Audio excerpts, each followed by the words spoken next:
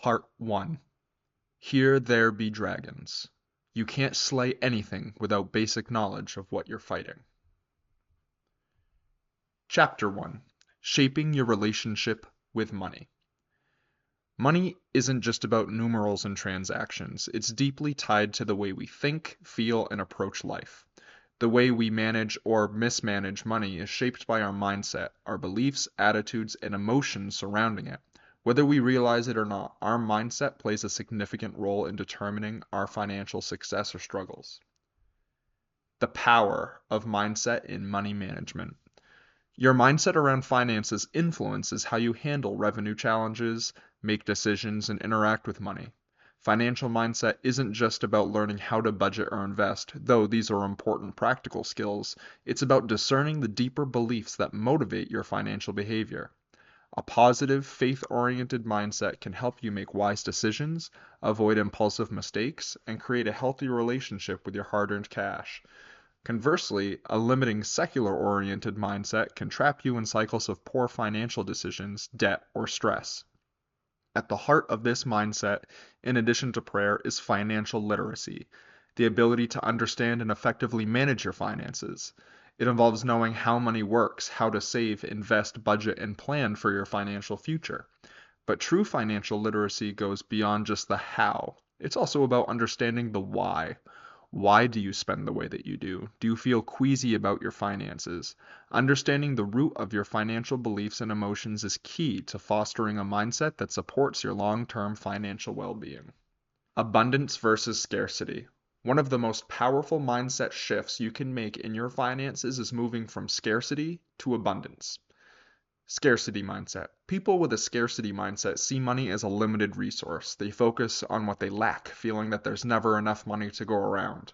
This mindset can lead to stress, anxiety, and a fear, which may prevent individuals from pursuing opportunities or investing in their future. Scarcity thinking can also manifest a sense of competition with others, viewing their success as a threat to your own. Abundance mindset. On the other hand, those with an abundance mindset believe that there is more than enough wealth, opportunity, and resources to go around. People with an abundance mindset tend to see money as a tool to create more value and help others. They embrace growth, take calculated risk, and are open to new possibilities.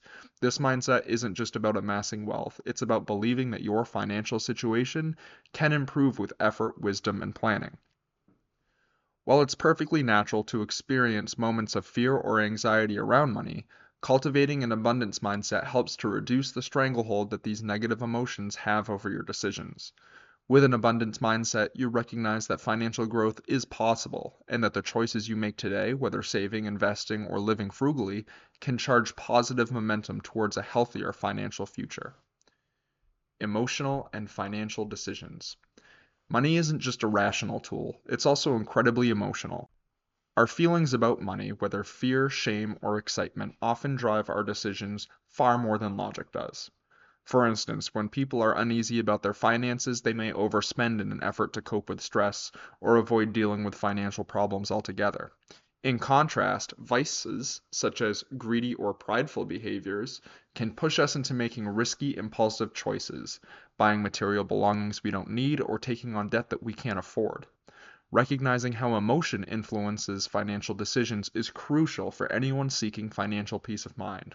Instead of letting fear or desire control your choices, take a breather and evaluate your financial goals with a clear perspective.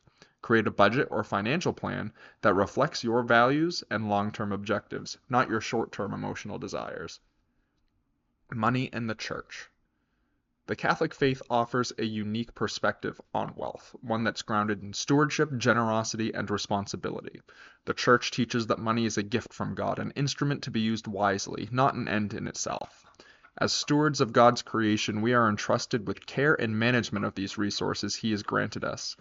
Our obligation is to use these resources for the common good, to support our families, and to serve others. One of the most important principles in Catholic teaching is the rejection of greed, which the Catechism explains as a capital sin that leads to disordered desires for material wealth. Greed distorts the true function of money and can lead to selfishness, exploitation, and spiritual emptiness. The pursuit of wealth for its own sake, isolated from the good it can do in the world, is not only unwise, but sinful. In contrast, the church emphasizes stewardship, the understanding that all we have, our money, our talents, our time, ultimately belongs to God.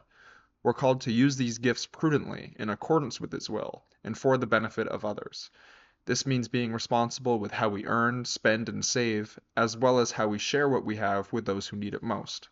It also means a declaration that material wealth, while important, is not the ultimate goal of our mortal life. Our spiritual well-being and our relationship with God are. The value of stewardship. Catholic teaching encourages a balanced approach to money. Stewardship isn't about flagellating oneself or renouncing wealth altogether. Rather, it's about recognizing that wealth is a tool, not an idol. Through careful budgeting, judicious investing, and generosity, we can manage our resources in ways that honor Christ and help build His kingdom on earth. Stewardship also involves preparing for the future, ensuring that our financial decisions today will allow us to care for ourselves, our families, and others in need tomorrow. This means living within our means, avoiding debt, saving for emergencies, and contributing to the needs of others through charitable giving. A wise steward doesn't waste resources, but seeks to grow and protect them so that they can be used virtuously. A state for success. Your financial mindset is one of the most important factors in maintaining your financial health. By nurturing financial literacy, embracing an abundance mindset, and understanding the emotional forces that shape your decisions, you can take control of your financial future. Most importantly, by embracing the Catholic principles of stewardship and rejecting greed, you can align your financial goals with your spiritual values, using your resources to serve God, your family, and the community at large. When all is said and done, money is not just about accumulating wealth, it's about living a life of purpose and responsibility. When you adopt the mindset of the wise steward, you not only improve your financial state, but also contribute to the greater good, fostering peace, generosity, and gratitude in your heart. Chapter 2. Understanding the Essentials of Money Management. Financial literacy is the foundation of healthy financial well-being. Just as you wouldn't attempt to slay a dragon without understanding that the pointy end of the sword goes away from you, you shouldn't manage your money without a base understanding of key financial concepts. Financial literacy gives you the knowledge to make informed decisions, avoid pricey mistakes, and plan effectively for your future. It's a critical life skill that empowers you to take control of your finances and ultimately to live a life of greater financial peace and freedom. In this chapter, we'll explore essential financial terms, highlight the value of financial education, and discuss the Catholic Church's teaching on debt and usury, values that can help guide our financial decisions with integrity and wisdom. Key terms you need to know. To build financial literacy, it's essential to acquaint yourself with some foundational financial terms. These terms are the building blocks of financial stewardship and will help you understand how to manage your finances wisely. Assets. Assets are anything of value that you own. This includes cash, real estate, investment, savings, or even valuable items like jewelry or art. In financial terms, an asset puts money in your pocket. It has the potential to generate income, appreciate over time, or help you build wealth. Liabilities. Liabilities are the debts and obligations that you owe. They can include credit card debt, student loans, mortgages, and car loans. Unlike assets, liabilities drain your finances. They take money out of your pocket. Managing liabilities well is a key to accomplishing financial stability and freedom. Net worth. Your net worth is the difference between your assets and liabilities. If your assets exceed your liabilities, you have a positive net worth. If your liabilities exceed your assets, you have negative net worth. A positive net worth is a good indicator of financial health, while a negative net worth suggests you may need to reassess your financial situation and work towards reducing debt or increasing savings. It's important to delineate between having a net worth and being your net worth. You are more than just the sum of dollars and cents. Budgeting. A budget is a plan that helps you manage your money. It involves tracking your income, money coming in, and expenses, money going out, to ensure you live within your means and have enough to cover essential needs. A good budget allows you to allocate money for savings, investments, and even discretionary spending, while avoiding unnecessary debt. Savings. Savings refers to the portion of your income that you set aside and don't immediately spend. This could be in the form of an emergency fund, saving for a big purchase, or simply putting money away for future needs. Building savings is a critical part of financial security. Investments. Investments are assets purchased with the intention of growing in value over time. This could be through stocks, bonds, mutual funds, or real estate. The goal of investing is to generate passive income or long-term capital appreciation. Wise investing can be a powerful tool for building wealth, but unwise investing can put your finances in jeopardy. Cash flow. Cash flow refers to the movement of money throughout your budget. Positive cash flow means you have more income than expenses, which is essential for saving and investing. Negative cash flow means that you're spending more than you're earning, which could lead to debt accumulation and financial stress. Interest. Interest is the cost of borrowing money or the return you could earn on investments or savings. When you take out a loan, the lender charges you interest as compensation for the risk and time involved in lending your money. Similarly, when you invest in savings or bonds, you may earn interest as compensation for lending your money. You want to earn interest rather than pay interest. The value of financial education. Understanding basic financial lingo is just the start. Financial education is about developing a deeper understanding of how money works and how to make it work for you. It's not enough to know that you need to save or invest. What's crucial is knowing how to save, how to invest, and how to slay debt. Financial education equips you to make informed choices that align with your goals and values. The importance of financial education extends beyond wealth building. When you're financially educated, you become better poised to avoid common pitfalls like overspending, taking on additional debt, or making impulsive purchases. It also helps you develop the skills necessary to save for big-ticket purchases, such as buying a home, sending your children to college, or retiring with enough resources to live comfortably. Moreover, financial education empowers you to take a proactive role in defining your future. It allows you to plan for the unexpected, secure financial independence, and reduce the stress that often accompanies financial uncertainty. By understanding how your money functions, you could create a path to financial peace of mind. Debt and usury. As you attain your financial literacy, it's important to consider not only the practical aspects of managing money, but also the spiritual dimensions. The Catholic Church has long held teachings on debt and the practice of usury, charging excessive interest on loans, that offer timeless wisdom. Debt. The Catholic Church acknowledges that debt is sometimes necessary, especially when it comes to purchasing a home, getting an education, or investing in a business. However, the Church cautions against becoming overly reliant on debt. Excessive borrowing can lead to financial enslavement, limiting your freedom and cause anxiety and stress. King Solomon warns, "The rich rule over the poor, and the borrower is slave of the lender." Proverbs 22:7. This underscores the importance of managing debt wisely, repaying obligations on time, and avoiding debt accumulation that surpasses your ability to repay. In Catholic teaching, debt should be viewed as a tool to achieve specific and virtuous goals, such as buying a house, not as a way to fund an extravagant lifestyle. Over-leveraging yourself with high-interest debt, like credit card debt, can hinder your financial well-being. Debt should never become a way of living beyond your means, as this undermines the principles of moderation, discipline, and stewardship. Usury. The concept of usury refers to charging unreasonable high interest rates on loans. The Catholic Church has long condemned usury as a grave sin. In medieval times, the Church taught that charging interest on loans was inherently immoral and was seen as exploiting the poor or vulnerable for personal gain. Today, usury refers to interest rates that are excessive, predatory, or exploitative, often seen in payday loans, high-interest credit cards, or loan sharks. The Church's teaching on usury is based on the principle of justice. Money should not be used to exploit or oppress others. Instead of profiting from others' misfortune, we are called to act with compassion, fairness, and integrity. Ethical lending and borrowing practices, in line with Church teachings, support the dignity of the human person and promote the common good. Living in accordance with Catholic financial principles.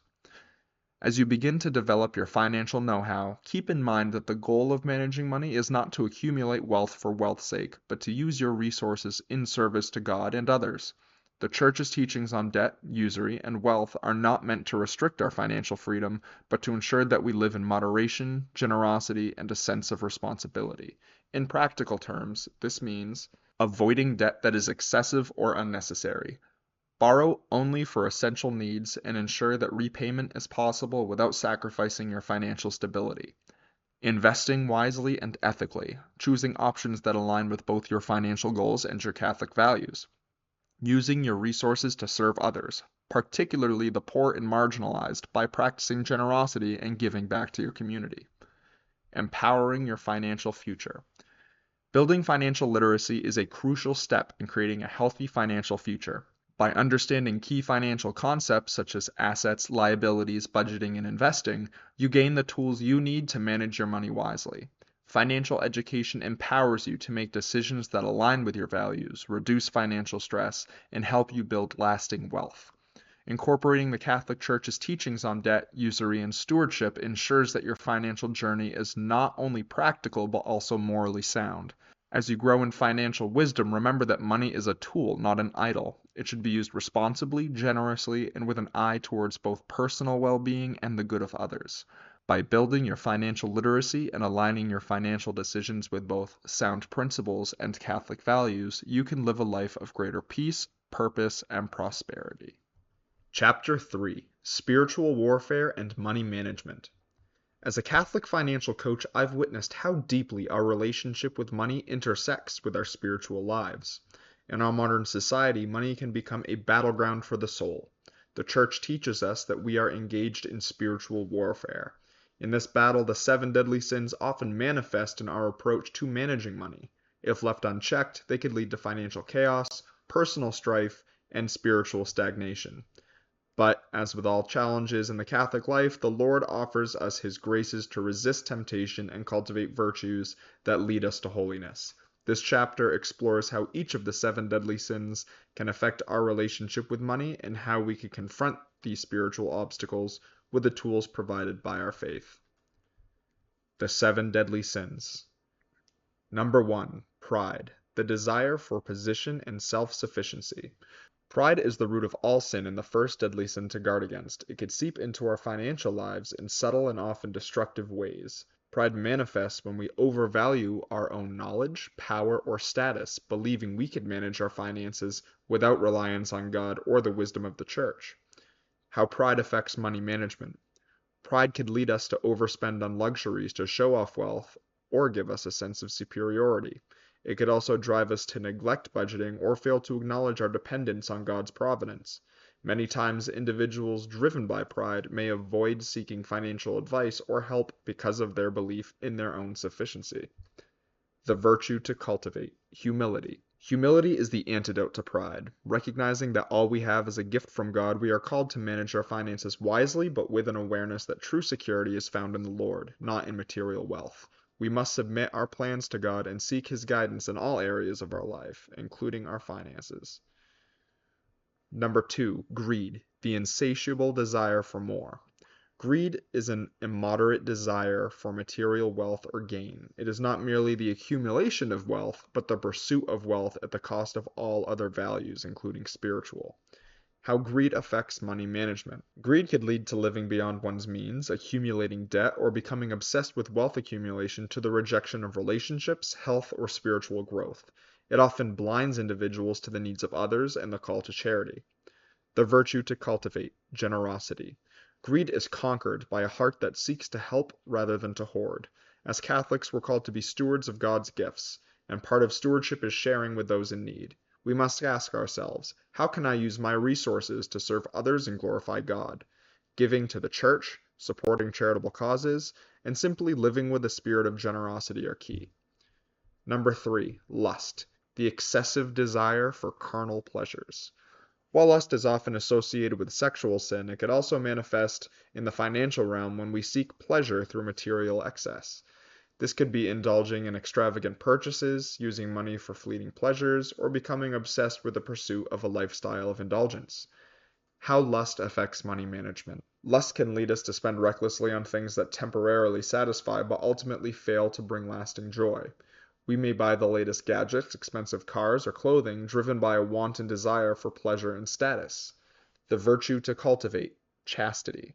Chastity is not just sexual purity, but the proper ordering of desires. It calls us to temper our appetites for material pleasures and use our resources wisely, focusing on lasting satisfaction that comes from God. We must ask, are the things I'm spending money on bringing me closer to God or leading me astray? That is the primary objective of my Valiant Virtue method, which we will discuss later. Number 4, envy, the desire to have what others possess. Envy is the sin of coveting what others possess and resenting them for it. This sin can cause us to measure our worth by what others have and often leads us to discontentment with our own condition. How envy affects money management. Envy might lead to impulsive buying or living beyond our means in an attempt to keep up with the Joneses. We may compare our financial situation to that of others, which could lead to resentment and dissatisfaction. Envy drives a mindset of scarcity rather than abundance, focusing on what we lack rather than what we have been blessed with. The virtue to cultivate, kindness and gratitude. Envy is overcome when we cultivate a heart of thanksgiving for what God has given us. Rather than comparing ourselves to others, we're called to rejoice in the blessings of others. Gratitude fosters contentment and allows us to use our resources in a way that glorifies God. Number 5, wrath, the desire for retaliation or resentment. Wrath often arises from perceived injustices, and when it comes to money, this could lead to bitterness towards others, particularly in business dealings, investments, or financial disagreements. How wrath affects money management. Wrath can lead to impulsive financial decisions, such as hasty investments, making rash financial decisions out of a desire to prove someone wrong, or even taking unnecessary financial risks as a form of retaliation. Financial disputes can escalate due to unresolved anger, damaging relationships with family, colleagues, and business partners. The virtue to cultivate, patience. Patience is the remedy for wrath, especially in financial decisions. It's important to take time, pray, and discern before acting in matters of money. We must strive to forgive trespasses and not let financial frustrations take root in our hearts. Rather than seeking vengeance, we're called to entrust matters to God and act with peace. Number 6, gluttony. Overindulgence and needless consumption. While gluttony is often associated with excessive eating and drinking, it also includes overindulgence in any material possession, including food, clothes, gadgets, and more. How gluttony affects money management. Gluttony can lead to spending beyond necessity, overindulging in luxuries, or neglecting to save or budget properly because of an ongoing pursuit of indulgence. We may use money as a tool for self-gratification, seeking comfort and pleasure from material things instead of spiritual fulfillment. The virtue to cultivate, temperance. Temperance is the virtue that helps us to regulate our desires and live with moderation. It allows us to enjoy the gifts God has given us, including money, without allowing them to control us. By practicing temperance, we can avoid overindulgence and make sure our financial decisions are based on reason, not excessive desire. Number 7, sloth, laziness and apathy in stewardship. Sloth is not just physical laziness, but a spiritual apathy and a failure to act in accordance with God's plan. It is neglecting the responsibilities that God has entrusted to us, including our financial stewardship.